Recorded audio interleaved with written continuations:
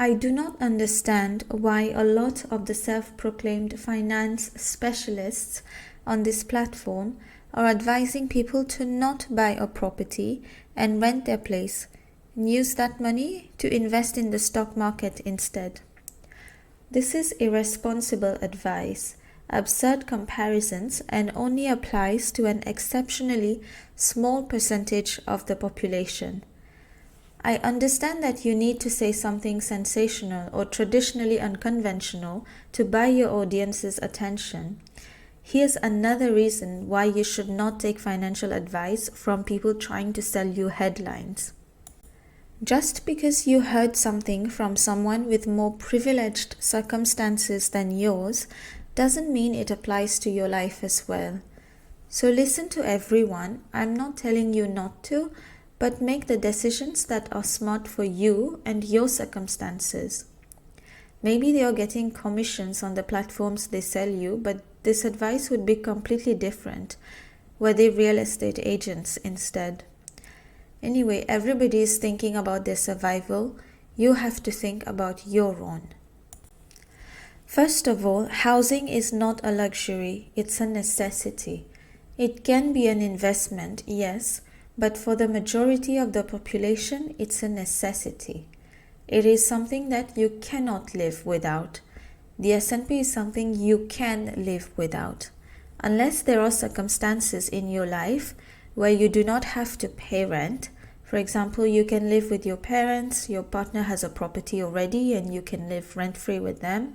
You are a trust fund baby, you can travel to low-rent locations without any repercussions on your current situation and responsibilities.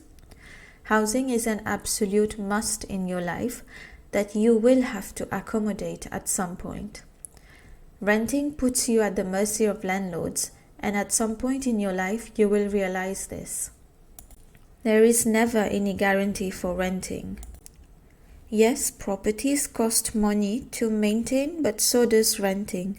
Moving from apartment to apartment, furnishing these properties if they are not already, providing guarantees and deposits, year-on-year rent increases. You will have to either buy today or in the future. Let's not idolize what a few selected privileged individuals are able to do when the reality is different for the rest of us. Secondly, housing is a finite resource. There is only so much habitable land available for us on the planet, not to mention we have to share it with other species, stocks or not. The end game is to make home ownership so unaffordable that we are all forced to rent from the richer class and corporates. At some point, you will be outpriced by the richer. What will happen is that we will go back to a self-inflicted form of feudalism. I have studied and worked in finance for the last 8 years. Everybody I have met in this industry knows it. Your first property, the one you live in, is not an investment. It is a safety net. Have ambitions, but maintain a safety net so that you can dream freely and act freely. If you can take chances in life, take them. But remember that you still need a place to stay, so have a safety plan for it. Thirdly, a salary is the pillar on which you can leverage to get a mortgage. Arguably the only leverage a normal human being has. Now, if you have heard of private equity, leverage is the model their business stands on. Even companies use leverage to buy out other companies. Leverage in finance means to use debt as a means to increase your own return on equity or your investment. To borrow money from a bank, you need to provide some sort of security, which for you is your salary. If you're planning at some point in your life to go into entrepreneurship, then leverage the salary before you leave. It's a lot more difficult to buy as a business owner. What happens with a lot of aspiring entrepreneurs is that they jump right into it, exhaust all their savings, and at some point realize that suddenly the choice of being a buyer or a renter has been taken away from them. It's not a choice anymore, and they are forever trapped in the renting cycle. Some people are truly struggling because they have so many responsibilities to shoulder that they cannot find time to do anything else. But if that is not you, do not make excuses for yourself. The problem with the new generation is not that they cannot afford to buy houses, it's that they do not have the vision to.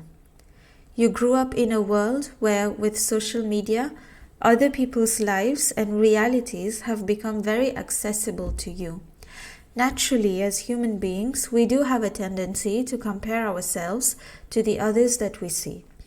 If you're buying expensive phones, clothing, makeup, holidays every year, and yet cannot afford to save up for a property, then you are not handling your finances very well.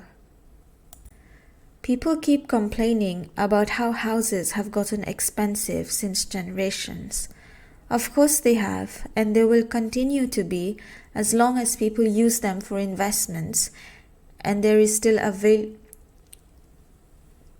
the availability of credit is there. They will definitely be. People want to be able to not only repay their debt but also get a healthy return. That's normal. In addition, corporations of all kinds are investing in real estate, slowly pricing out first-time buyers. On one side, they are selling you luxuries such as electronics, cars, vacations, makeup, fashion, etc., while trying to control the things essential for survival on the other side, so they can charge you a bigger price for it. Do not be a fool.